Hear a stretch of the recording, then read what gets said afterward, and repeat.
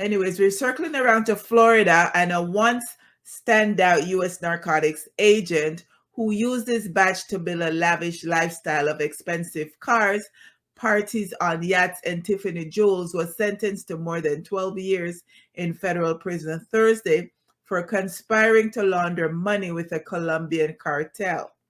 But even as Jose Irizarry admitted to his crimes, he blamed former colleagues at the U.S. Drug Enforcement Administration for fostering a culture of corruption that desensitized him to the implications of violating the law. Huh? When my client joined the DEA, he was schooled in how to be corrupt. He was schooled in how to break the law, his attorney, Maria Dominguez, said in court. In this alternate universe, it became easier and less suspect to accept money and gifts from criminal informants who worked with the U.S. Premier Narcotics Agency.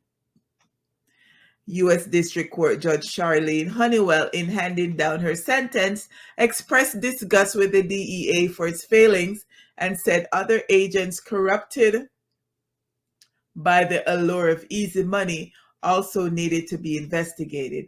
Irizarry's allegations underscore the porous oversight he received during his career, in which he was entrusted with the government's use of front companies, shell bank accounts, and couriers to combat international drug trafficking. They also raised new questions about whether his colleagues in the Miami field office, where Irizarry's criminal activity began, similarly abused the badge in their handling of confidential informants who every year moves tens of millions of dollars in dirty money under the DEA's supervision. Dominguez in court filings revealed that since Irizarry's arrest last year, he has met with prosecutors for endless hours to provide information on the criminal activities of fellow law enforcement agents who initiated him in a life of crime.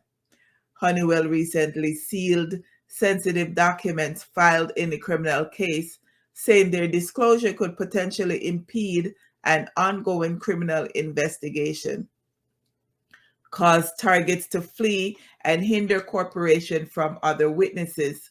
So far, other than Irizarry's wife, Natalie Gomez Irizarry, and a Colombian customs worker, nobody else has been charged in the conspiracy. The DEA hired Irizarry, 47, and allowed him to handle sensitive financial transactions even after he failed a polygraph exam, declared bankruptcy, and kept close ties to a suspected money launderer who would go on to become the godfather of the agent's twin daughters with his Colombian wife. He pled guilty last year to 19 federal counts, including bank fraud, admitting he parlayed his expertise in money laundering into a life of luxury that prosecutors said was bankrolled by $9 million. He and his co-conspirators diverted from undercover money laundering.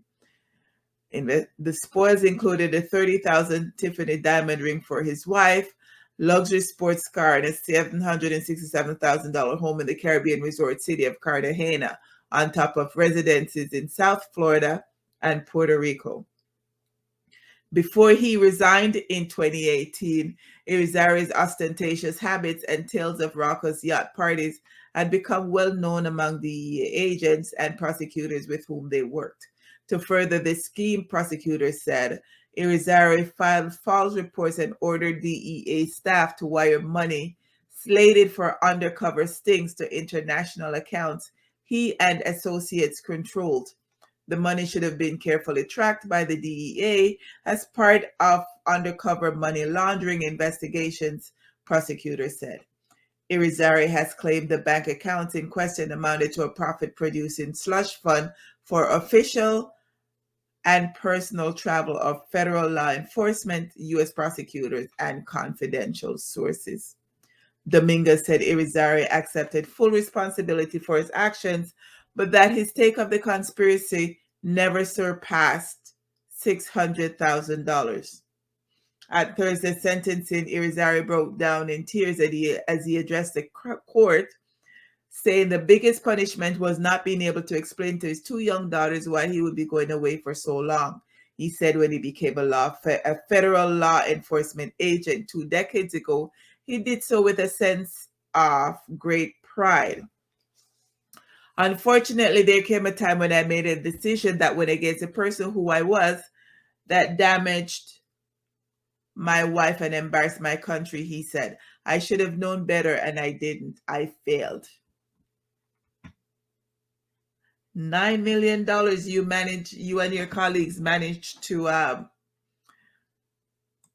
steal. Yikes. Hi Enid. No, I can't see it. For some reason, Enid, your comments aren't popping up. I'm not quite sure why. I can see you on my phone, so I know that you're asking if I can see you, but for some reason it's not popping up where it normally comes up. I'm not quite sure why that's happening, but so I'll just have to monitor the phone and my computer to see what's happening with that. So hey Richard, hey Barry.